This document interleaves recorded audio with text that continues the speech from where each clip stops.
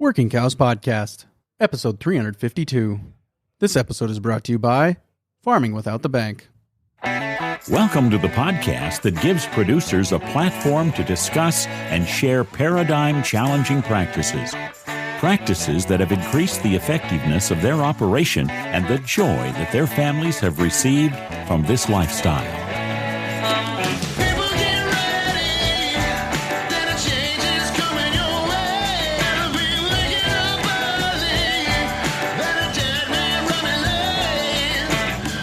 Howdy, everybody. It's Clay Connery, host of the Working Cows Podcast, recorded exclusively in the Understanding Ag Studios.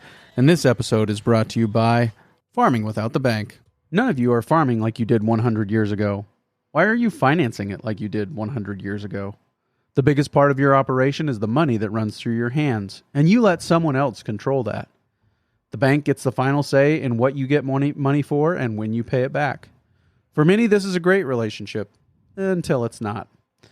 Farming Without the Bank shows you how you can take back control of your money so that you can make the bank plan B instead of plan A. This is done by you creating your own banking system you own and control. To learn more, tune into the Farming Without the Bank podcast and go to farmingwithoutthebank.com to get the book. Once you've read the book, Mary Jo will meet with you one-on-one and help you determine where and how to get started.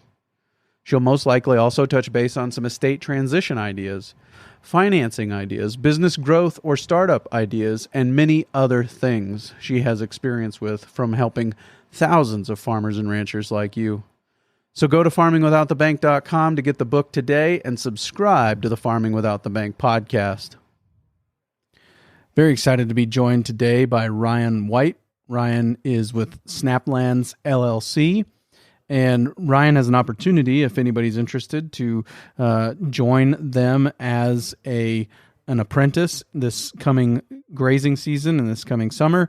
So if you're interested in that, there will be links in the show notes page to the website for SnapLands LLC, where you can go and you can fill out an application. So there'll be a link in the show notes page for today, workingcows.net/352. workingcows.net/352 with a link to www.snaplands.com.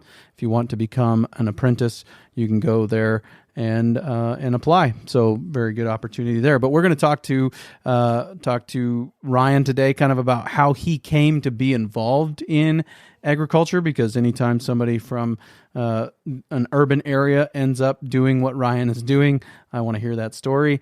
And then we're going to talk to him about the history of rangeland monitoring systems and how they are using data to help producers make better decisions. So, Ryan, thanks for joining me today on the Working Cows Podcast. Thanks for having me, Clay. Really excited for this conversation. We have talked a little bit offline, just kind of getting to know each other a little bit, and find it fairly interesting, kind of your story and your path into ranching and into ranching, but also into starting a business that serves ranchers. And so just like to hear a little bit about your connection to the land, what it is that kind of drew you to the land and to being really connected to trying to improve those landscapes.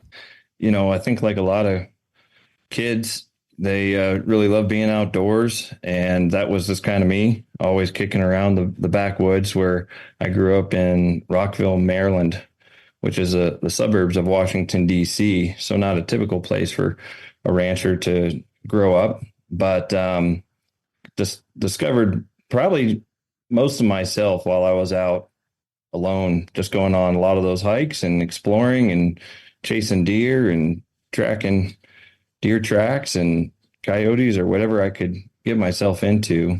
And so I think it was just kind of growing up that was a part of my identity, and it was a very natural part of who I was. And so I kind of explored how to be closer to the land, to create a lifestyle with the land. And I kind of just pursued that through a lot of different employment opportunities, and eventually got smart and started moving west.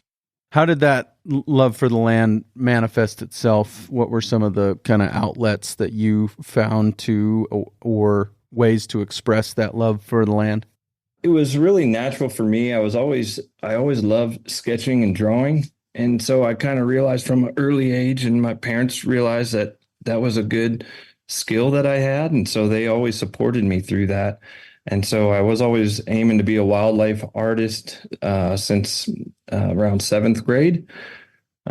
Robert Bateman, or Bob Bateman, out of Canada, was kind of my mentor. He was an environmentalist, conservationist, and wildlife artist. And so that wildlife art carried me through college, studying ecology, studying conservation, studying history of land, people's interactions with it, and came out a lot in the landscapes and the wildlife art that I did.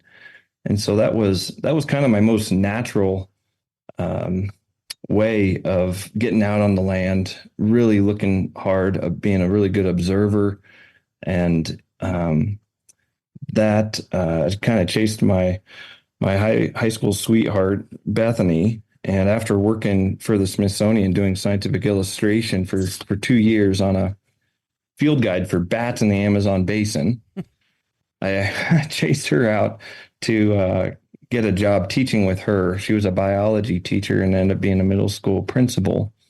And I was the environmental science teacher, and I didn't know any better. It wasn't my professional training. So I just said, well, kids, preschool to eighth grade, we're going to follow this curriculum I made and go out and grow the land and trailblaze and explore and track and find out how to steward 25 acres in the suburbs of Chicago.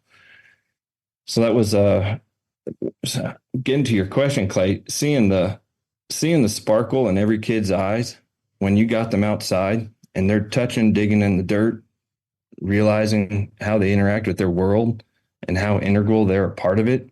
It's just the most natural thing that I've ever been a part of, and I'll never forget it. And that is when, I kind of realized there's just inherent value here that words, money, products will never catch up to. Yeah, for sure. So was the ecology education, was that to become a better artist, or was that a side effect of the ecology education, becoming a better artist? My college professors were asking me the same question. They really wanted me to pick one side, and I was always a kind of jack of all, or what is it? Jack of all trades. Jack of all trades, expert in none. And so I always wanted to do a little bit of too much. And so I didn't get straight A's, but I got B's in both ecology and art, and I really loved them equally. So it was just a passion to just want to learn about life and how we interact with it better. So it wasn't really a byproduct. It was just a curiosity that continues today. Yep. Tip Hudson from the Art of Range podcast was the one who pointed out to me the rest of that quote, and maybe you can take it for comfort. And I don't know if you know the rest of that quote, but jack of all trades, master of none, but better than a master of one is the rest of that quote. So it's better to be broadly aware of many things than it is to be highly focused on one thing, I think. So I 100% agree with that, and saw that firsthand when I went back to Colorado State to get my master's. So I fully appreciate that. It wasn't until my mid 30s that I could actually come to fully understand and appreciate all of that, though, because initially growing up, you feel like you need to be the expert in something, and everyone's a little better at you than you are yourself. Yeah. But I don't agree with that anymore. Yeah, and as I've done this podcast longer and longer, I think I've come to realize that almost everybody has some streak of the imposter syndrome running in their veins, and that so the people that you look up to as experts are either better at hiding that they think that they probably don't know this as well as everybody thinks they do, or they are some of them will come right out and say that, like, I'm still learning here. I'm still, there's more here that I don't know, so I think that's probably more true than most people let on. Yeah, no, that's a good point. And I think I recognize that, how humbling it is to have moved from the East Coast out to the Midwest and Illinois and quickly realize I need to start rubbing shoulders with the people that have been stewarding these lands for most of their careers.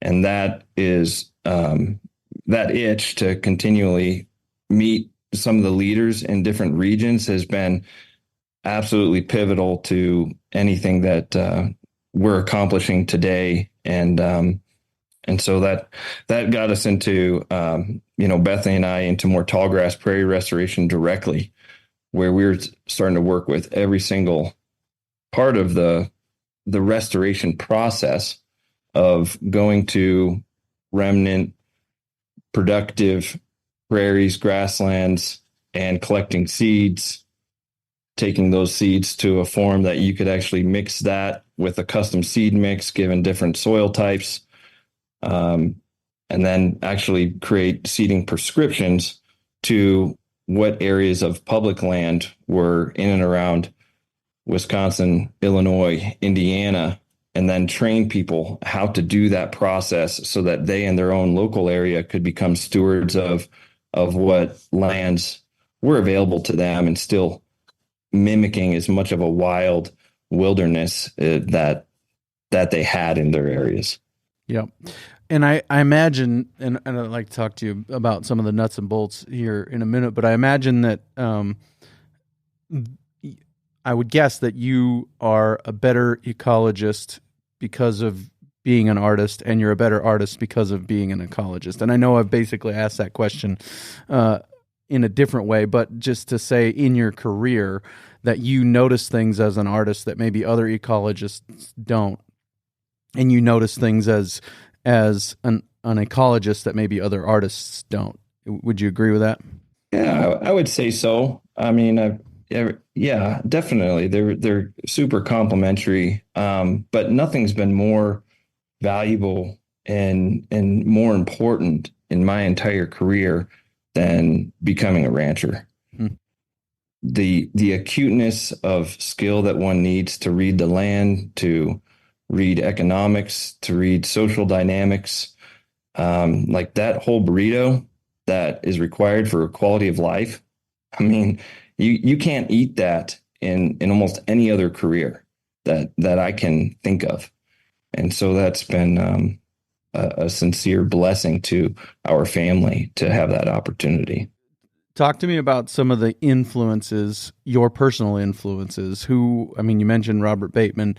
Who were some of the other influences from an ecology perspective, people that shaped your thinking early on? I mean, the one that comes to mind most is Aldo Leopold, and he was a conservationist. He was probably more on the environmental side than some other folks, but growing up, I really resonated with the poetry as well as the practical nature that man brought to looking at ecosystems and looking at our land. Gifford Pinchot, he was right there with Aldo Leopold, and had to bring in the policy and working with large scale impacts that needed to figure out ways of large landscapes coexisting with, entire cities and massive population booms. And so it kind of the tension or irony between those two men were pretty pivotal in me trying to better wrestle with and understand how to come up with practical solutions for whatever situation my family's in, or our team's in, or other people in our region are in. Sure. And there was a progression west, right, within your career. What kind of facilitated that continual move west? Yeah. So when we were doing tall grass prairie restoration, curiosity gets the better of you, and you kind of ask how, instead of relying on a government handout or another grant program that may or may not be there next year or for the next 4 years, inherently these places are of extreme value. What are profitable, sustainable, economic ways that we can continue this restoration? Because we were seeing we were seeing incredible ecological results out in Illinois, where it actually, it rains, right? So you can actually see the fruits of your labor in a pretty short period of time. So after living there for 5 years, started reading about how livestock and wildlife are mimicking these same types of disturbances on the land, and how people are discovering that, or admitting that, or being economical about that. And so I read Bison for the Broken Heart, and that was that, as well as some of the environmentalists in Illinois, were the books there locally were talking about the interactions of animals. So I eventually convinced Bethany that we needed to go become ranch hands around 30 years old, and there was nothing better we could be doing with our time. So we just took a pretty significant pay cut and went out and started working with Turner Ranches, which have a very strong conservation ethic and have really high caliber managers, and was just super fortunate to be introduced to holistic management at that time. And Jeremy Gingrich, still working with them, was really instrumental in teeing me up with the type of tools, grazing, land planning, education that I'd need to eventually start ranching more on our own and assist other people in their journey for their operations. Sure. And that's kind of funny, maybe serendipitous connection there. I think it was Mark Kostler who was taken into Ted Turner's office, and Ted said, "I want my ranch to look like that picture." And it was a picture of bison on the plains. And so it's art that drove this transition to holistic management on Turner ranches, as I understand it. Maybe that's a folklore. Absolutely. I think it's super powerful to have an idea in your head and to be able to create a picture that is almost as real as reality. It looks almost photorealistic. Mm-hmm. And then you can get buy-in and people can come around that idea. And so it's been very powerful to be able to do that for others at times. And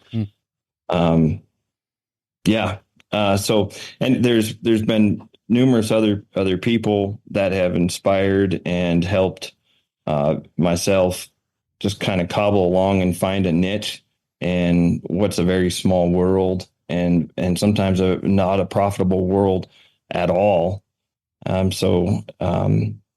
Jim Howell has been very instrumental as well in helping us discover our path towards what we're doing today. You mentioned that in Illinois that you read the book and that you became aware of the fact that people were doing this work with livestock. Maybe I misunderstood you, but were you not using livestock in Illinois in these renovation projects, if renovation's the right word? Yeah, I guess I could call it ecological restoration, but we didn't use livestock at all. I mean, at that time, I was working with crowds that were probably very left-wing environmentalists, and it was just where I was at in my education at the time, and those were the opportunities that we had available to us. So I worked with National Audubon, and whereas they support more livestock now, at that time, I don't know that was very popular or even on their list of opportunities. I just don't know, but it was strictly through people, and it was volunteers. So I was getting out volunteers and shaking the bushes of schools and retirees and anybody we could get our hands on to say, come on out here and we're going to restore, a few hundred acres of abandoned farmland that the city or the county own. And that was the strategy to do that. And I saw the results of it, and it just made absolutely no sense financially, but it made a ton of sense in just you condition the land and leave it in the best shape possible so that when Mother Nature gives that acre the opportunity, it's going to go in a more resilient, productive direction for whatever reason you or the people there want it to. It's going to serve them better. Right. So was that basically getting it back to native species then? Is that how that fleshed itself out? Yeah. At that time, they were going for a very full purest sort of native land approach. And, they were taking lands that went from monocultures to over 300 different species. So very, very early on in my career, in my mid-20s, said, well, that's normal, right? So why aren't we doing that everywhere? And, if we can do this for almost nothing with all of these volunteers on the weekend, how can we, 10x, 100x this type of disturbance? Sure. Yep. And so the continued move west and getting involved with Turner Ranches and some of those things, where do you go from there? What's the next step in your kind of trajectory? I didn't realize that cowboys didn't have consistent jobs or no income for longer than 6 months or whatever the contract said. So I was kind of so lost out in the pasture and loving life and learning so much out there that I didn't tee up the next cowboy gig. I went back home and started work. I was living with my parents and I was looking for the next job. And I'm pretty picky about, the types of jobs that I take. I'm going to starve until I get the job with the people that I really feel are aligned with our values. And so I worked on a bison outfit out east for a short period of time. And that I didn't realize that most people in agriculture, they didn't necessarily grow up with the type of terminology that I was learning with holistic management, and so I was just really ignorant to that. And so that was a great awakening to me, is to recognize that I do need to be very thoughtful and do my homework to find the right types of relationships that I want to work under and I want to serve and help them grow their business. And so, I went out and worked in Pennsylvania on that bison outfit. And what was nice about that is there was a meat store right across the road, so that every single day I was doing a little bit of bison works and taking care of that. And then I was also doing the meat store sales, learning about that whole farm to fork type of just local culture and trying to build that sort of business and those relationships. And then eventually ended up landing a job with Grasslands LLC. And that was even after I took another job doing environmental education for the county government. So it's kind of just bebopping around doing some different projects and jobs until I started working with Grasslands out in eastern Montana, Cohagen, Montana, for those of you who know where that is. And that was straight north of Forsyth and quite a ways east of Billings. Does that get us near present day? I mean, was there a lot of really worked there for a little over 4 years. And then when I was working there, they had started a rangeland monitoring program to help provide feedback and proof of how these lands were performing in their entire portfolio. And so one of the methodologies that they were using was called Land EKG. Mm-hmm. So another pivotal cornerstone of my career was meeting Charlie Orchard, who is a rancher. And when he got out of school, there wasn't space on the family place for him to go. And he started a business to help other ranchers. And it was to provide a very practical, actionable feedback loop for land managers that are out there ranching to better make use of the natural resources they have, to better make objective decisions that are really going to drive home profit and drive home more production on their operations over time. And that was, I would say, a language that really has helped me provide assistance to other ranchers, because you and I are not the experts, obviously, within their fence boundary or in their region. And so we don't even want to be, but we do have a tool and we do have a framework and we have a language that we can now give them to help them make decisions towards what goals that they need to make. And that challenge to apply land monitoring to a suite of different landscapes from New Zealand to Florida to Montana and Wyoming and Colorado, that really stretches and foolproofed that monitoring program in a way that we continue to service others today. Yep. Is there a unique challenge to developing a monitoring system that will apply in many different areas, or is it basically, well, the four ecosystem processes are the four ecosystem processes, and so if we can give people a way to monitor those things, their context will give them different numbers. Maybe the range of numbers will be different, but basically it's the same everywhere. Yeah, it's definitely not the same everywhere. It would be kind of nice for businesses because they don't have to recreate everything. So I think looking at the four ecosystem processes, right? You have your energy flow, plant community dynamics, mineral cycle, and and then our water. So we have indicators on the land that help interpret how that's actually functioning. And when you're going down to the southeast and Georgia, or even out in Oklahoma, the indicators in which a land manager is actually using and what they are interpreting to make decisions, that shifts. So like we're shifting a lot more to energy flow and energy capture out in the southeast than we are, say, mineral cycle, because bare soil out in the southeast, that's, you're not going to worry about 20% bare soil one year because it's going to be gone in 6 months if you just give it a little bit of rest. Whereas,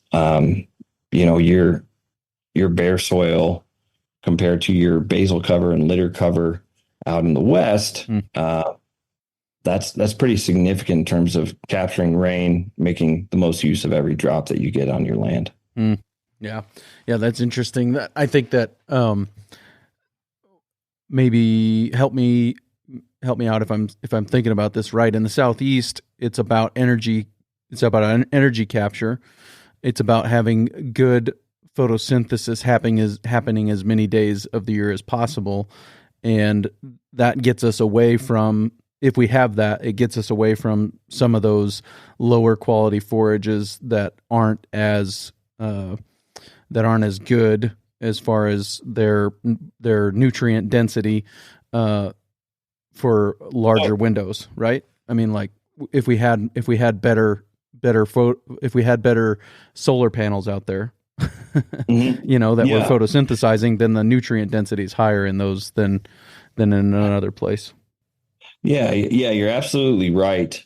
I think another thing to add is that the diversity out there can change really quick, and management can be a real driving factor of that. So your time of use and the opportunity to have 50 plus species within a pasture is very possible, and you can really, that could go a lot higher, and we've seen that a lot higher. But that's another indicator that I think people need to get on board with, and I think they're going to make a lot of use of if they can accurately measure how that diversity is trending, if there's more desirable key species that's coming in or not, and what's driving that.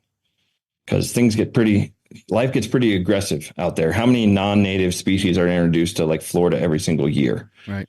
And so we need to be pretty on the ball every single year with how those plant communities are shifting, and if that's in favor of nutrient quality, energy, or not. Right. Because it can get so washy out there that exactly that punch of protein is absolutely essential. And of the, you go to Florida and there's a lot of species that aren't even named in science today, but there's only a few species that actually are floating the protein sources for your wildlife and your livestock to coexist on these grasslands or savannas. Right. So you really got to hone in on that. Yep. Yeah. No, that's really interesting because definitely our issue here is bare ground, and why is our issue bare ground? Like you said, because if you're not slowing down the rain, if you're not holding on to every drop you get, then it doesn't really matter how much rain you get, because what you keep is a fraction of that. And so that's just an interesting difference in the regions, right? Yeah. And I think most importantly, so you got to meet people where they're at. And you and I, we had stages in our career. You were telling me about how ignorant you were. I mean, it's probably even more on my side. So there's no shame in just meeting people where they're at. And if we're talking past people or not listening, more than we're talking, we're not being very good friends. We're not being really respectful to the inherent knowledge that these people have hacked out in surviving the droughts, surviving the family politics to glean, the most valuable knowledge that they know how to work forward with. And so we can talk about indicators and science and ecology all day long, but at the end of the day, it's a very important for me and our team that we just understand where people are coming from. And like we were saying, the teachers learn more than the students. So even when we're consulting, sometimes it's helping organize a structure for people to get on the road or expedite the results that they're after. Let's take a quick break and hear a word from our sponsor today, Farming Without the Bank. None of you are farming like you did 100 years ago. Why are you financing it like you did 100 years ago? The biggest part of your operation is the money that runs through your hands, and you let someone else control that. The bank gets the final say in what you get money for and when you pay it back. For many, this is a great relationship, until it's not. Farming Without the Bank shows you how you can take back control of your money so that you can make the bank plan B instead of plan A.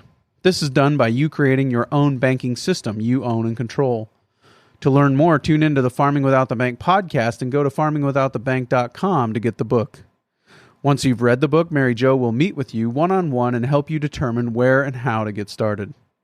She'll most likely also touch base on some estate transition ideas, financing ideas, business growth or startup ideas, and many other things she has experience with from helping thousands of farmers and ranchers like you. So go to farmingwithoutthebank.com to get the book today and subscribe to the Farming Without the Bank podcast. And what is we've talked a little bit around it, but you've started this company called SnapLands. When was that? When did that launch, and what was some of the things you were hoping to do there? Sure. So SnapLands was started while I was ranching with the family out in eastern Montana. And basically the monitoring protocols that we had were helpful to the ranches that we were working with. And then we started getting requests from other ranchers to say, we'd really glean more value from our business decisions or maybe our relationships to also have that. And so it was really to help provide a quick, very actionable feedback loop to land operations that really wanted to ride that edge of increasing their land production and also increasing their stocking rates. And so that was the practical service that SnapLands provided back in 2017. And it was kind of, it was just born on a ranch, heavily used the land EKG methodology. And we've adopted other methodologies over time to better serve people in their place and where they're at and what they resonate with or need to make a profit. So, yeah, that's where it all got started. And what's the process look like when somebody wants to work with SnapLands and the team? What does that process look like? So basically, we have a team of farmers, ranchers, and ecologists. And so we can basically, when folks are coming to us, they see an advantage in terms of increasing their production, relationships with public lands, maybe getting certified and getting market differentiation in their lands, or maybe it's communicating to absentee landowners or government agencies. And so we do a little bit of all of that, but the process is getting them a part of a team that is organized to help them meet their goals. So they come to us and they say, these are the goals that I need this next year, these next 3 years. A lot of that's around production and land resiliency measurements. And so we create a customized program that says, here's where we're going to all start marching together. We're going to work with you every single spring to see how your growing season is panning out, what would be an aggressive or the right stocking rate for you given your management. And then we'll be boots on the ground every single summer and fall to look at how lands are trending and changing over time, as well as do consulting with you one-on-one. And then in the fall, we'll again produce another report based on the remote sensing that's available out there, as well as your factual boots on the ground measurements, so that you can make the best decisions for the following 6 months, that winter, all the way up until next spring, and drought plans. So it really is a very organized just structure where you get to meet with specialists in the field, and you get to call and consult with us at any time about what you're needing to work through, or maybe just want some extra facts to back up your decision, or that conversation with dad that's going really bad, whatever it may be. We get all sorts of reasons. Yeah. What are some of your favorite stories? Some of the things that you've been able to see through your partnership with ranchers and land managers? Sure. Yeah. So that's a great question. We have, a lot, and I guess I equate looking at we typically work with large land operations. So just for context, we're actively working with over 2 million acres a year. And that's mostly throughout the U.S. and 18 states right now, and some internationally. And then we also administer data around land health for approximately 14 to 15 million acres. And we do that every single year. But some of the stories that I think of are more from just clients that have been working with us for a few years. And I guess I have a little bit more insight onto what's been happening on their operation. So I don't want to leave anybody out. I think let's back up for a sec, Clay. Mm-hmm. 150 years ago, 80% people knew how to grow their food. Okay, let's do a stress test and figure out how many people know how to grow food today, right? Mm. So I don't care where people are at. The 1.5%, like, kudos, hats off to them. Everybody needs to eat, and that is a story in and of itself. And I think we lose sight of that in the services that small percentage of the population serves today. So that being said, I think we also we're horrible at sometimes just telling our stories and telling the good work that we're doing. A lot of times I see these cowboys, they're just they're salt of the earth. They're so humble, and they're also working so hard that just seeing the family at dinner and making sure all the livestock are cared for and the land is cared for that's enough, right? Yep. So but going back to what you're sharing in terms of or what we're sharing in terms of some of these stories that come to mind, there's one that is just north of us here on the Roberts Ranch. They were a ranch that started back in the late 1800s. They're up in Livermore, Colorado, and they, through various generations, have always been a working cattle operation. And so we've helped them do their rangeland monitoring and that feedback loop into their management. And it's been pretty exciting because we had a client that said, look, we need to bring this ranch up to reference site conditions. I have no idea what that means. And it's going to be a part of this land trust. They got an easement with a nature conservancy, but we just want to work cattle.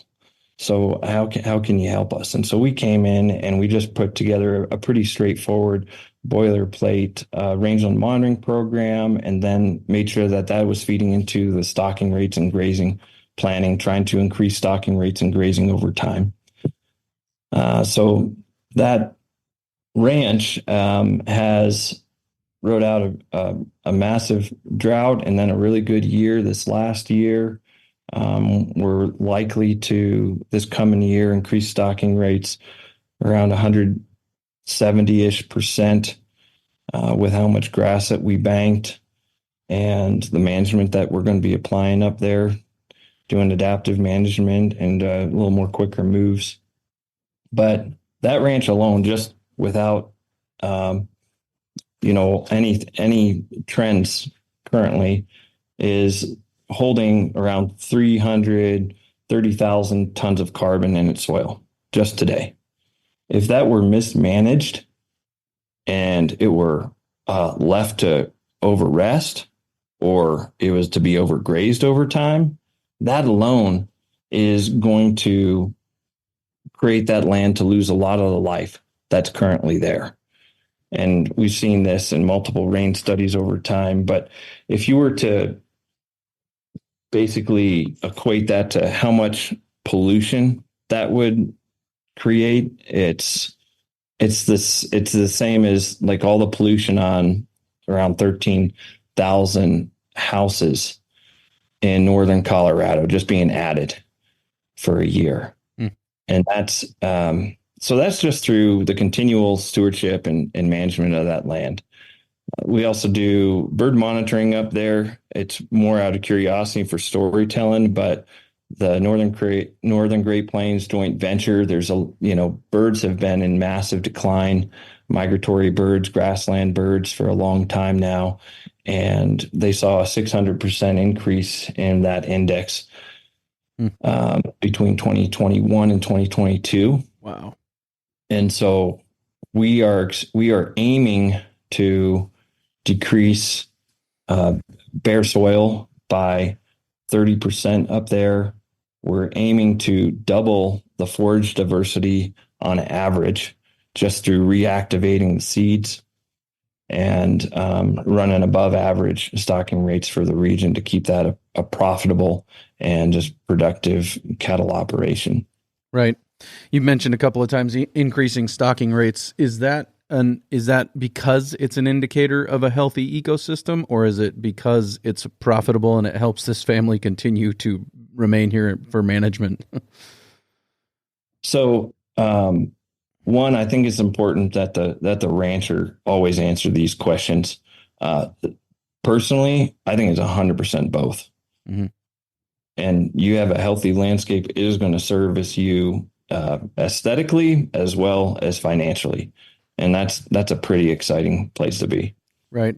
And you mentioned a few indicators, 30% increase in ground cover, basal cover, and then also, was it a 600% increase? That wasn't necessarily something you were shooting at, but you did track a 600% increase in the diversity, I think, was it, of the Yeah, it's basically birds? there's select birds that are in the Northern Great Plains that are of really key interest. Sure. Because they're a suggestion or indicator of what type of habitat quality these lands are creating for birds to actually nest and be comfortable enough that they actually want to make a little love and breed and raise a new family there. And so any sort of uptick in wildlife coming on our lands is that's exciting to this story of this Roberts Ranch. And it's a great educational tool to the community up here in northern Colorado. It's one of the larger continuous landscapes that still exist out here on the foothills of Colorado. So yeah, it's a good. Those indicators, what time period or what time scale over which are you trying to increase the basal cover 30%? Is that this year, or is that what is? No, that's over a 10-year time period. And, we're up around 15 to 17-inch rainfall. Mm-hmm. And so we look at a lot of different things to come up with that, but more importantly, sit down and agree together as a team that this is part of why we get out of bed and why we're stewarding this land. So it's about 10 years is what we were aiming for. And that's reasonable in your mind? Yep. Based upon the types of just the condition of the land, that when we first started taking management over with the other two partners on the team, we felt like that was reasonable, and looking at other rangeland health opportunities around the area. And just the type of vegetation we have there, there's a lot more production potential, and that's going to equate to more soil cover over time. Do you think that there's ways to do it faster? I mean, not that you want to necessarily, but like, are there management techniques? And I know that becomes a people issue as much as it does anything, but are there management techniques that could accomplish those goals faster? Yeah. And so, that's the exact reason why SnapLands, we created a restoration arm, is for people in places that do have the ability to financially, socially expedite the ecological function of these landscapes. And so, one, putting out a seed, whether you're broadcasting or drilling it, is a great way. Also, if you can get hay, this is one of the most economical ways. You can get hay that has a diverse seed mix, that you're not introducing anything that's going to be overly aggressive. Spreading that out there is one of the fastest ways to cover bare soil. The economics, the social ability, I'm not going to speak for everybody, but if you have that opportunity, it's a great way to bail on some other diverse ground and then start feeding that, spreading that out on your own ground. Yep. Yeah, for sure. No, we've become fairly keenly aware that is probably the most economical way for us to get to where we want to be, is feeding or bale grazing on our place is going to be one of the quicker ways. We did it 4 years ago now, and my wife was saying, I think you could blindfold me and walk me across our place, and I could tell you just by the way the ground feels under my feet where we bale grazed and where we didn't. And I think she's right, because it does feel different, So yeah, and so obviously there's a lot of details to doing that right and doing that well. I think the other fastest way is to do it slow and give the land sometimes more rest than what we have all thought that land actually needs. Mm-hmm. And what you're going to find, and why we are feeling pretty confident about trying to increase diversity on that one ranch, is we have a very low percentage of forbs and legumes, and both elk and livestock have probably been set stocked on there for too long and not giving that ground enough rest. And so we're expecting to see a flush of forbs on average over the years to start coming back into the system, because that seed is still there and it's still viable. Right. So, yep. No, I do think, especially in brittle Western contexts, that, and just again, back to that, comparing the West and the Southeast and other regions that are less brittle. I think those regions in the Southeast, when they're over-rested, they tend towards brush encroachment. And what we've found out in our area is that when they're over-rested in the West, we tend towards either bare ground or invasive species that are, brome grasses and those kinds of things. And so I think it comes down to getting that amount of rest right. But right now we're very rarely in danger of over-resting places in the West from what I can see. Yeah. And I mean, just for example, a lot of folks out West, they have a component of annuals that, cheatgrass, Japanese brome, that stuff's, we've been trying to chase that stuff for hundreds of years. We'll continue to do that. I'm positive. But in those areas, you're looking at 50 to 500 pounds per acre of feed.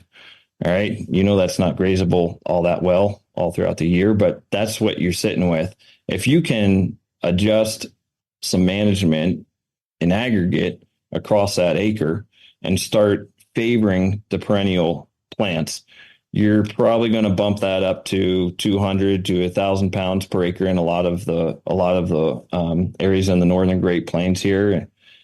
And then if you were fortunate enough to be able to treat the land and give the opportunity for seeds of your bunch grasses to come in place, that's 1,000 to 2,000, 2,500 pounds. So just run the economics of that. Your cheatgrass is giving you 2 to 15% crude protein. Your blue grama is giving you like 8 to 18% crude protein. Your green needle is giving you 9 to 20%. So what would you want to feed your cows? And what do you want to leave on your ground? And so it takes a long time to do that in the West. And I think we're all oversold on how quickly you're going to see results. So people that are coming into this space or saying they're going to do things next year, 5 years, and this land regeneration, regenerative movement that's happening right now, we got to pull the reins and really check up on who we're working with and what we're selling, because it's going to disincentivize those that want to be there for generations. And so I think we're very acute on listening to what programs and what people, what organizations, what clients even that we want to be working with over time. Does that disincentivization come in the form of attracting people who want to see a quick ROI? Or does that disincentivization come in the form of discouraging people who are on the land and are not are discouraged by the speed at which their land is turning around? Yeah, I think probably you and me and others, we've seen operations that have whole hog jumped into this sustainable, holistic, regenerative work. And their education has probably, been 1,000-fold, right? The education is absolutely amazing, but Mother Nature is only going to give you what she can give you on her time. And so I think to your second point, yes, people have lost their shirt doing this and not fully understanding that they have to be a jack of all trades. They have to be good at the social, financial, ecological. They need to be acutely monitoring. And I forgot who mentioned it, but the analogy that when you're really trying to push ecology and put your energy into the land or into maybe a more profitable stocking rate model, you're going from the Ford Bronco to the Ferrari, right? And when these turns come up at you, they're coming up quick. And so it's really easy to get in a wreck. And I've heard various holistic managers tell me this analogy, and it's 100% right. And so I expect a lot of people that are oversold on this to get in wrecks, and that's bad for the community. That's bad for their families, right, and it does no good for the land. Yeah, that gives everybody watching the opportunity to say, see, I told you, it doesn't work, right? Or to say, look, livestock's bad for the land. Yeah. It's like, come on. Yeah. It's a three-sided firing squad, right? You got the ranchers next door who don't want it to work, and you've got the environmentalists who don't want it to work. And then, yeah. So, and then your own self condemnation. Yeah, 100%. We're really in the business of, like I said, kind of being a team member to these operations and working with them along a journey that is at the speed and at the rate that they can go or they want to go. Right. And just to share another story with you, there was a gentleman that started with the land monitoring.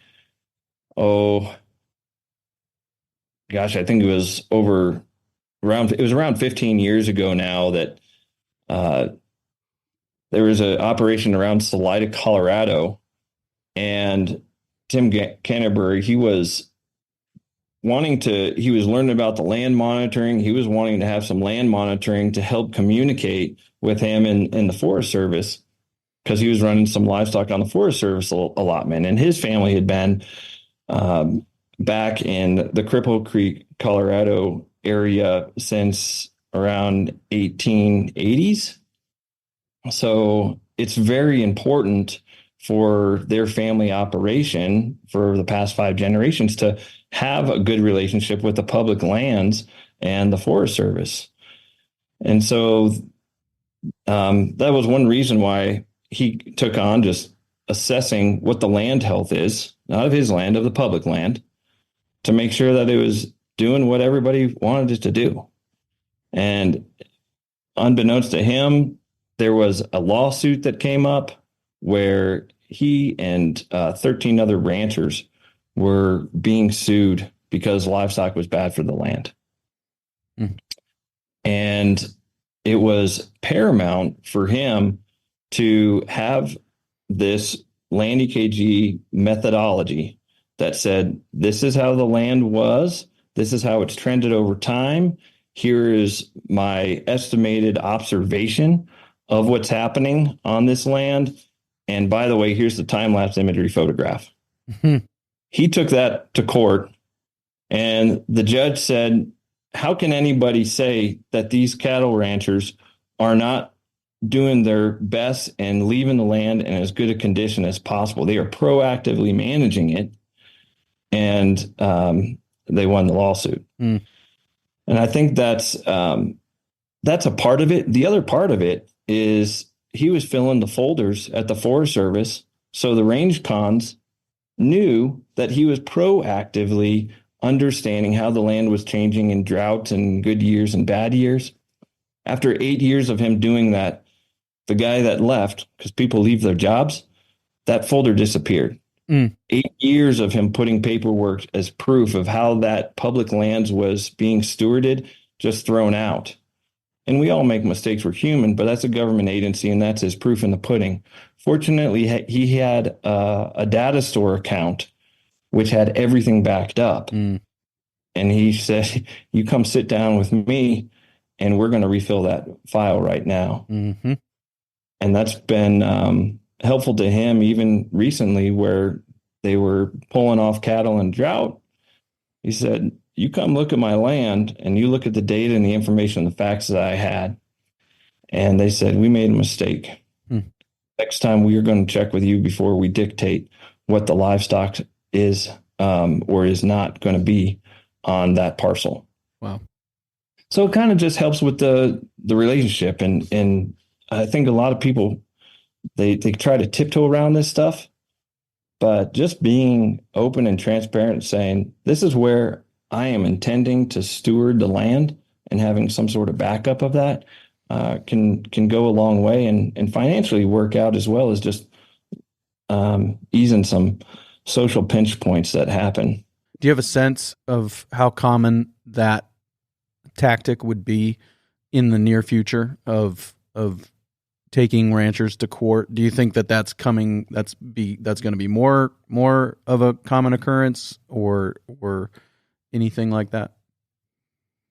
I really don't have the magic ball on that, but I think one thing that worries me a little bit in the space is the ability for these satellite companies to have thousands and thousands of satellites that are taking pictures of your property, not once every 16 days, but multiple times every single day. And you, the property owner or the permittee, leasee, you do not own that data. You do not own that information. Mm-hmm. And so I think it's paramount that we continue as ranchers and as land stewards and managers to take advantage of what we have, and that's boots on the ground. That local direct knowledge has to be articulated, interpreted in a way that the rest of the world understands that we intimately are the direct observers of this. This is not hearsay, and we're boots on the ground. So that's I think these monitoring programs are going to become even more important in the future. Yeah, very good. Well, if somebody wanted to work with your team, where should we send them? How should they reach out? They can go to snaplands.com, or they can reach out to support at snaplands.com. That would be an email that would work just fine for them to run into us. I think it's important that we recognize that there's about as much diversity in the ranching community as there probably is in Washington, D.C., in terms of how people operate and how they think and how they interact with their land. It is unbelievable, the diversity that we have in the ranching space, despite how small our family is.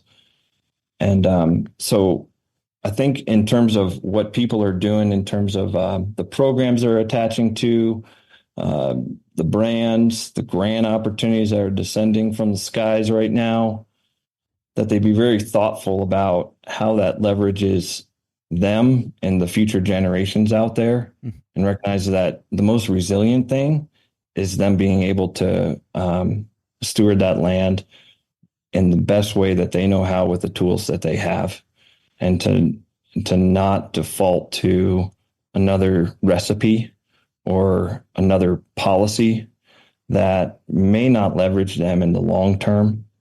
A lot of these nonprofits, they didn't like cattle 20 years ago.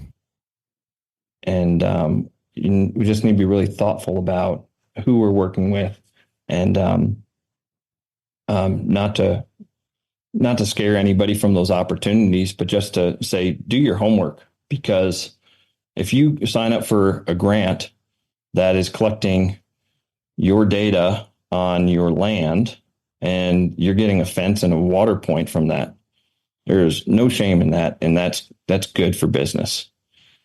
But with that data, who owns that? And they can sell that data and information forever. And so it's just ask the questions. Everyone's trying to do their best, but just ask the questions.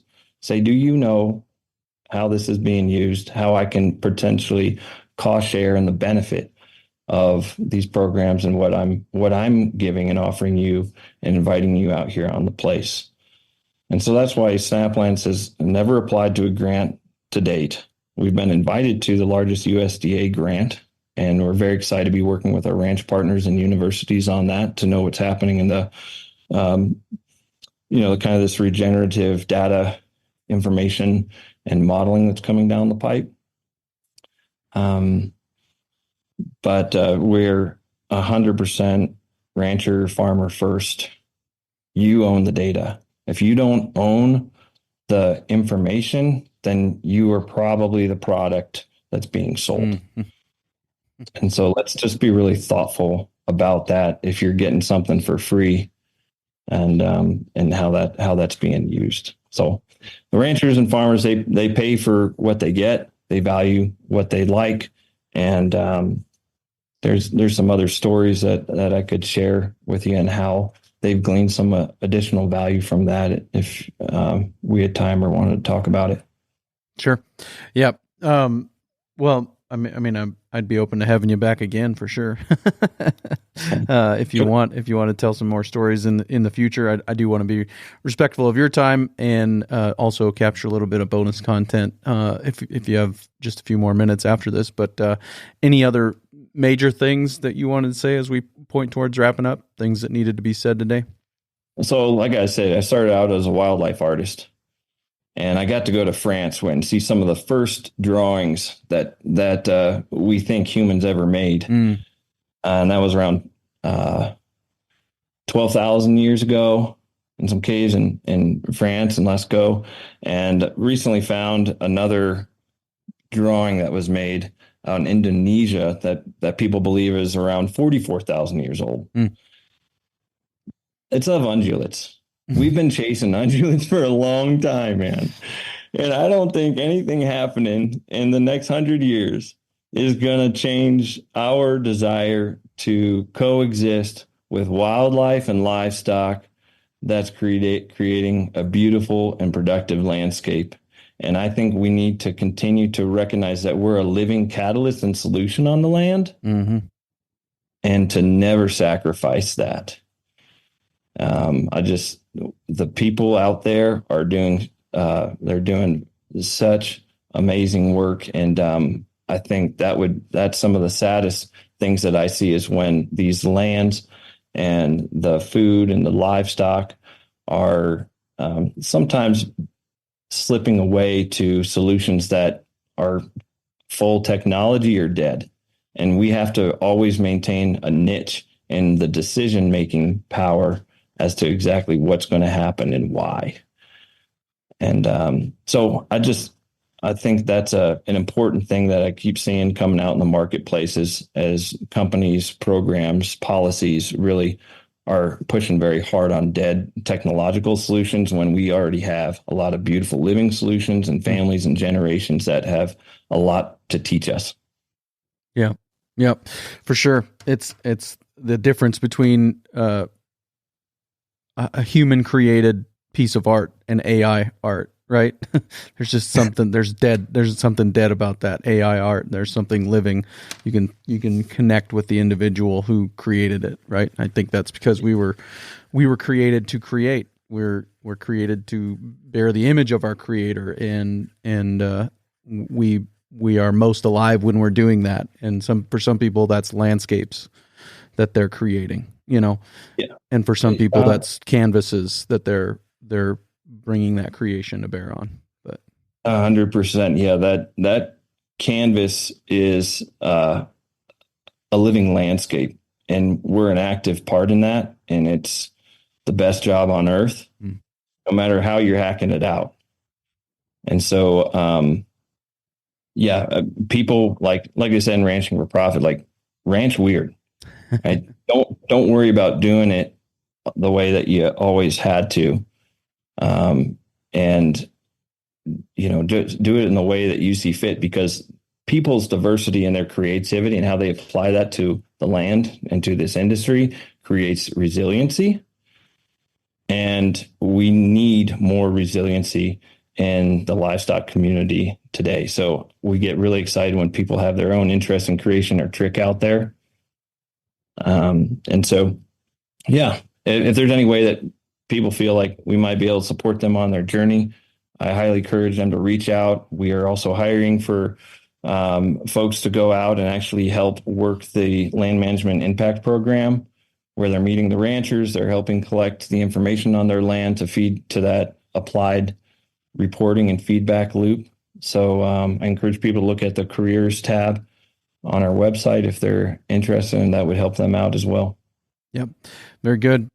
Well, Ryan, I really appreciate your time today. Thank you. Thank you so much, Clay. I appreciate all that you're doing. Keep it up. Very good stuff there with Ryan. Really appreciate the perspective he brings and the work that SnapLands is doing to serve ranchers with this data that's going to become more and more important to really maintain social license to continue ranching. So really appreciate that. Coming up next week on the Working Cows podcast, we are going to be talking to Clayton Markser. I talked to Ray Markser a couple of times about his book, Cowboy in a Corporate World. Well, Clayton has launched a podcast called Living Western, and he is trying to feature stories of the American West and the people who call that place home. And so far, he's got a couple of episodes out, 3 episodes, I think, as of this recording. He's got out 2 with his dad, which are excellent episodes, and just kind of unparalleled ability to ask questions from somebody who grew up in the household of the guy who he's asking the questions to. So a different perspective probably than you've heard Ray give anywhere else, even if you've heard him on here or on Jared Lumen's podcast, on the Herd Quitter podcast. You're going to get a different perspective from Clayton. And then he also just had a really interesting episode that he released with a guy who has ranched on all 6 continents where it's possible to raise livestock. And so that looks different in a lot of places around the world, and really a fascinating episode there. So go check that out ahead of next week's episode, where we're going to talk to Clayton about why he started the podcast and some of his motivations in doing that. So we'll look forward to seeing you real soon on another episode of the Working Cows Podcast.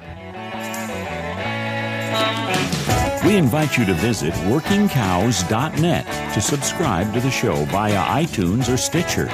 You'll also find detailed show notes pages, resources from our guests, and the industry leaders who have influenced them. For more ideas on putting your cows to work for you in a more profitable way, tune in next week.